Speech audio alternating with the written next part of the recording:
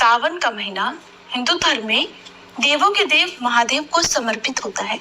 इस महीने में भगवान शिव के साथ ही माता पार्वती की विशेष पूजा की जाती है और सावन महीने की समाप्ति सावन पूर्णिमा पर होती है।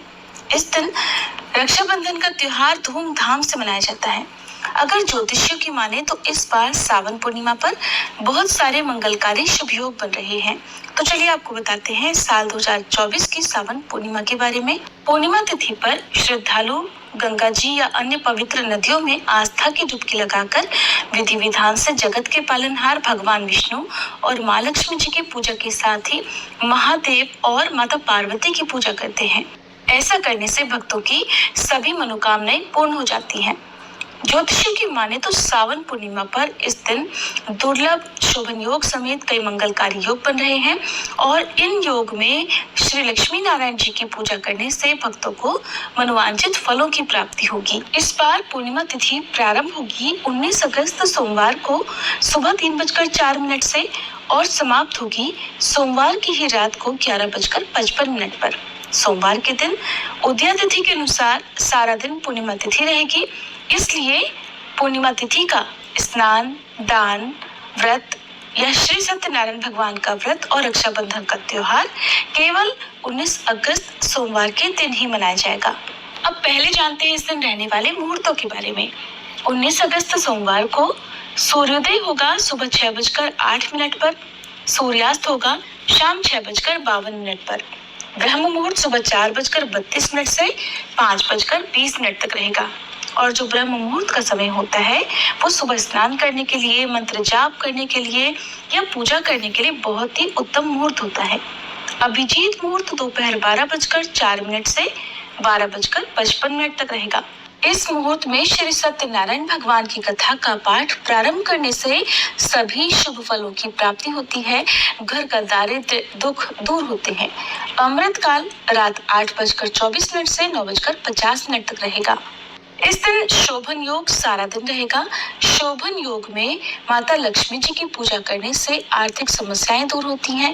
कर्ज में डूबे हुए लोगों को या फिर जिनके घर में अनावश्यक रूप से खर्च बहुत होता हो, बहुत मेहनत करने के बाद भी धन की प्राप्ति उतनी नहीं होती हो, तो ऐसे लोगों को शोभन योग में माता लक्ष्मी जी की पूजा करने के बाद माता लक्ष्मी को खीर का भोग लगाकर प्रसाद रूप में स्वयं भी ग्रहण करना चाहिए। इसके अलावा इस दिन राहु काल सुबह 7:30 से 9 बजे तक रहेगा। राहु काल के समय में आप राहु और केतु ग्रह से संबंधित दान दे सकते हैं। लोहे आदि का दान राहु काल में देने से राहु केतु ग्रह का दोष कम होता है, शांत होता है। अब जानते हैं चंद्रोदय के समय के बारे में। तो पूर्णिमा तिथि के दिन चंद्रोदय शाम 6:54 पर होगा, जो कि पूर्णिमा तिथि चंद्र देवता को भी समर्पित होती है और पूर्णिमा का उपवास चंद्र देवता की पूजा करके चंद्र देवता को अर्घ देकर ही पूरा होता है। तो आप शाम की पूजा इस समय के आसपास करने के बाद चंद्र देवता को अर्घ दे सकते हैं और व्रत का पारण कर सकते हैं। अगर आसमान में बादल हो, चंद्रमा ना दिखाई दे, तो ऐसे में आप आसमान की तरफ मुंह करके चंद्र देवता का ध्यान करके भी चंद्रदेव को अर्घ दे सकते हैं।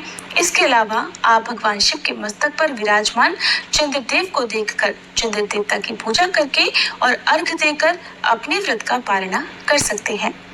क्योंकि सावन पूर्णिमा के दिन इस बार सुबह से ही भद्रा लग रही है और दोपहर तक भद्रा रहेगी, ऐसे में भाई को राखी बांधने का जो भी मुहूर्त है वो दोपहर के बाद से ही प्रारंभ होगा। तो अब आपको बताते हैं कि भाई को राखी किस समय बांधी जाएगी। क्योंकि इस दिन भद्रा दोपहर 1:29 तक समाप्त होगी, ऐसे में भद्रा काल की समाप्ति के बाद यानी दोपहर 1:30 बजे से रात 9:08 के बीच में ही भाई को राखी बांधना शुभ रहेगा। और इन मुहूर्तों में से भी सबसे शुभ मुहूर्त रहेगा अपराह्न मुहूर्त, जो कि दोपहर 1:45 से 4:20 तक रहेगा।